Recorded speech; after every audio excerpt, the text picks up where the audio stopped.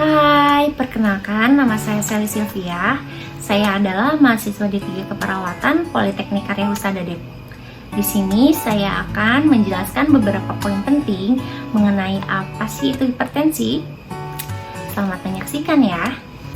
Dikatakan hipertensi bila seseorang memiliki tekanan darah sistolik melebihi 140 mm air raksa dan diastoliknya yaitu 90 mm air raksa.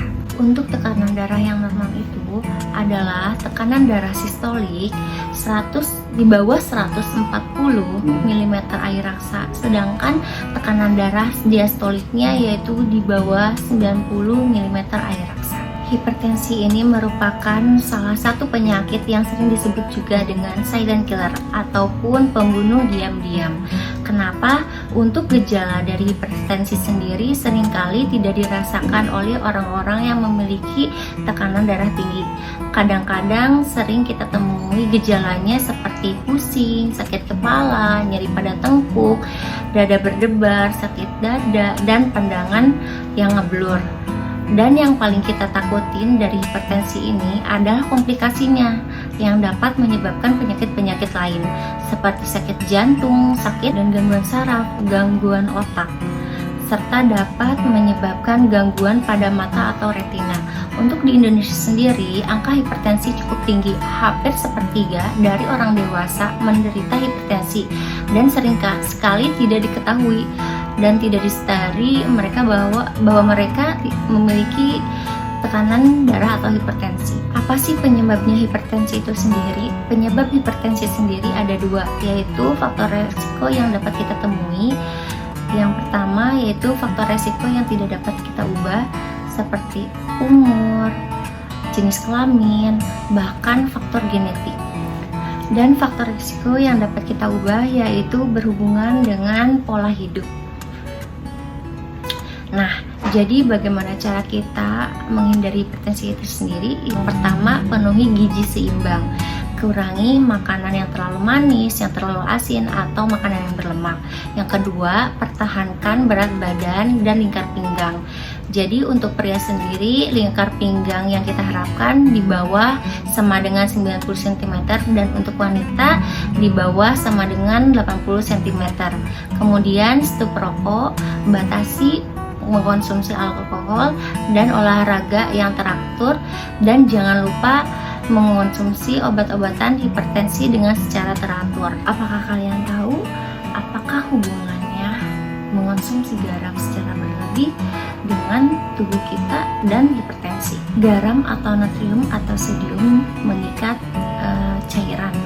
Jadi kalau kita berlebihan mengonsumsi garam, itu akan menarik cairan dan menahan cairan di dalam tubuh kita. Jadi otomatis volume darah kita akan meningkat. Dan itu akan memberi beban secara sistonik atau keseluruhan. Nah, apakah kalian tahu bahwa pengobatan hipertensi juga dapat dilakukan secara alami? Nah, di sini saya mempunyai beberapa tips untuk menurunkan hipertensi. Yang pertama, kalian bisa lakukan di rumah ya, yaitu dengan cara pola makan sehat. Bisa dengan cara mengurangi konsumsi natrium atau garam dan makanan yang siap saji seperti makanan kaleng atau makanan olahan. Selain itu, kalian juga bisa melakukan diet yang kaya akan buah-buahan, sayur-sayuran, ikan berlemak, dan produk susu rendah lemak. Selain itu, bisa mengurangi konsumsi lemak jenuh atau kolesterol ya. Nah, apalagi sih dengan cara menjaga berat badan, jangan sampai obesitas ya. Yang kedua, kalian juga bisa melakukan aktivitas fisik di rumah, yaitu dengan cara berolahraga secara teratur setidaknya 150 menit per minggu dengan intensitas sedang atau hingga tinggi. Nah, selain itu, aktivitas fisik dapat membantu menurunkan tekanan darah, meningkatkan sirkulasi darah, dan memperkuat jantung loh. Selain itu, penghindaran meminum minuman yang alkohol atau tembakau ya. Nah, Apalagi sih selain makan makanan, terus kemudian rokok, terus kemudian aktivitas fisik dan olahraga, kalian juga bisa mengelola stres. Nah, misalkan bisa kalian praktekkan teknis ini sebagai peredaan stres seperti meditasi, yoga, bahkan olahraga relaksasi. Nah, yang penting usahakan tidur yang cukup dan berkualitas ya. Dan jangan lupa terus pantau tekanan darah, rutin memeriksakan tekanan darah bersama profesional medis ya. Selain itu, gunakan alat pengukur tekanan darah di rumah jika dianjurkan oleh dokter. Nah, pantau konsumsi kafein ya. Jangan sampai nih kalian keseringan minum kopi-kopian. Selain itu, batasi meminum gula yang sangat banyak seperti es teh ataupun kue-kue yang terlalu manis. Selain itu, kalian juga bisa melakukan diet DAS. Diet DAS itu apa sih? Diet DAS adalah pola makanan yang direkomendasikan khusus untuk mengendalikan hipertensi.